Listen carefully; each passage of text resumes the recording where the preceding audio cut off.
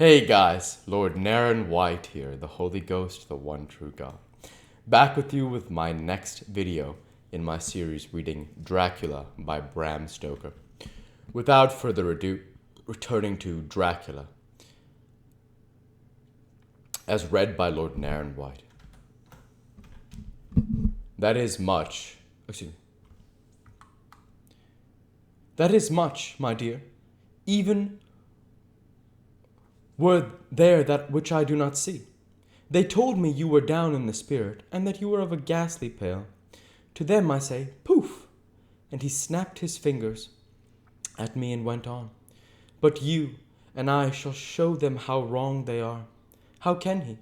And he pointed at me with the same look and gesture as that with which he pointed me out in his class, on, or rather after, a particular occasion, which he never fails to remind me of.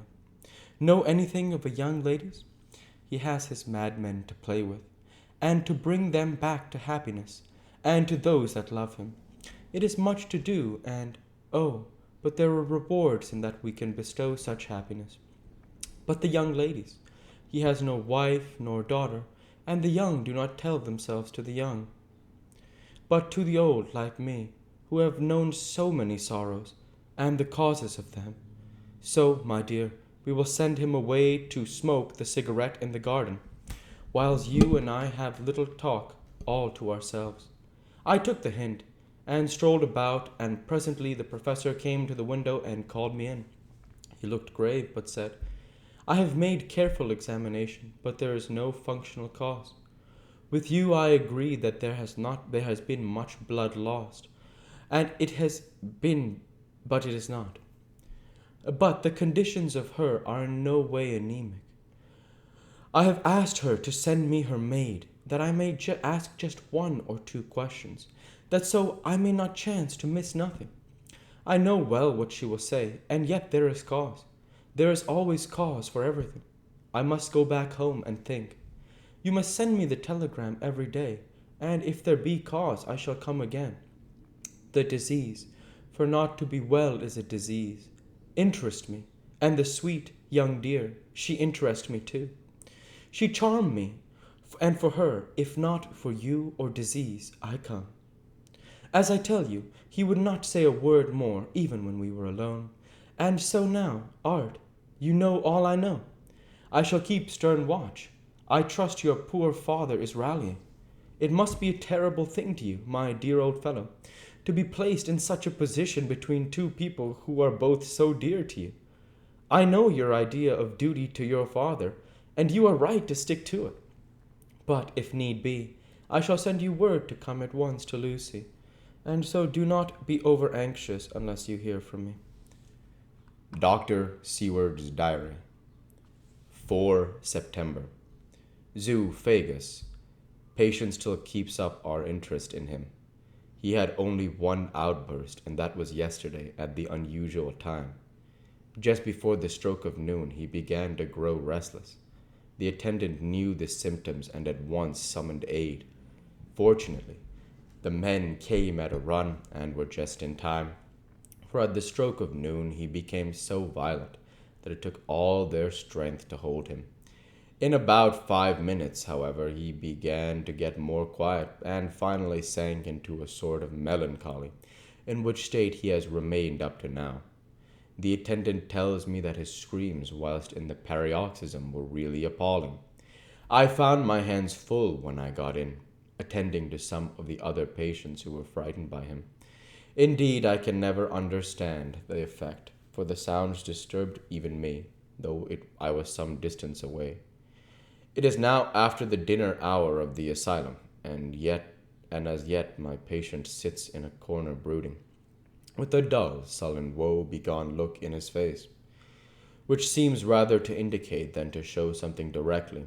I cannot quite understand it. Later, another change in my patient. At 5 o'clock, I looked in on him, and found him seemingly as happy and contented as he used to be. He was catching flies and eating them, and was keeping note of his capture by making nail marks on the edge of the door between the ridges of padding. When he saw me, he came over and apologized for his bad conduct, and asked me in a very humble, cringing way to be led back to his own room and to have his notebook again. I thought it well to humor him, so he is back in his room with the window open. He has the sugar of his tea spread out on the window sill and is reaping quite a harvest of flies. He is not now eating them, but putting them into a box, as of old, and is already examining the corners of his room to find a spider. I tried to get him to talk about the past few days, for any clue to his thoughts would be of immense help to me, but he would not rise. For a moment or two he looked very sad, and said in a sort of far-away voice, as though saying it rather to himself than to me, "All over. He has deserted me. No hope for me now, unless I do it myself." Then, suddenly turning to me in a resolute way, he said, "Doctor, won't you be very good to me and let me have a little more sugar? I think it would be very good for me." "And the flies?" I said. "Yes, the flies like it, too, and I like the flies. Therefore I like it." And there are people who know so little as to think that madmen do not argue. I procured him a double supply, and left him as happy a man as, I suppose, any in the world. I wish I could fathom his mind. Midnight. Another change in him. I had been to see Miss Westenra, whom I found much better, and had just returned, and was standing at our own gate looking at the sunset, when once more I heard him yelling. As his room is on this side of the house, I could hear it better than in the morning. It was a shock to me to turn from the wonderful smoky beauty of a sunset over London, with its lurid lights and inky shadows, and all the marvelous tints that come on foul clouds even as on foul water, and to realize all the grim sternness of my own cold stone building, when its wealth of breathing misery, and my own desolate heart to endure it all. I reached him just as the sun was going down, and from his window saw the red disk sink. As it sank, he became less and less frenzied, and just as it dipped, he slid from the hands that held him, an inert mass on the floor. It is wonderful, however, what intellectual recuperative power lunatics have, for within a few minutes he stood up quite calmly and looked around him. I signaled to the attendants not to hold him, for I was anxious to see what he would do. He went straight over to the window and brushed out the crumbs of sugar. Then he took his fly box and emptied it outside and threw away the box. Then he shut the window and, crossing over, sat down on his bed. All this surprised me, so I asked him, "Are you going to keep flies any more?" "No," said he. "I'm sick of all that rubbish. He certainly is a wonderfully interesting study. I wish I could get some glimpse of his mind, or of the cause of his sudden passion. Stop. There may be a clue after all. If we can find why today his paroxysms came on at high noon and at sunset.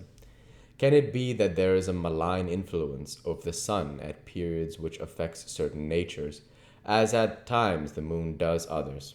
We shall see. Telegram, Seaward, London, to Van Helsing, Amsterdam. 4 September. Patient still better today. Telegram, Seaward, London, to Van Helsing, Amsterdam. 5 September. Patient greatly improved. Good appetite, sleeps naturally, good spirits, color coming back. Telegram, Seaward, London, to Van Helsing, Amsterdam. 6 September. Terrible change for the worse. Come at once. Do not lose an hour. I hold over telegram to Homewood till have seen you. We'll go ahead and stop there for this week. As usual, I want to say thank you for watching, and I hope you enjoyed. Please like, comment, and subscribe, as it greatly helps the channel. Light be with you all. Take care, and thanks again.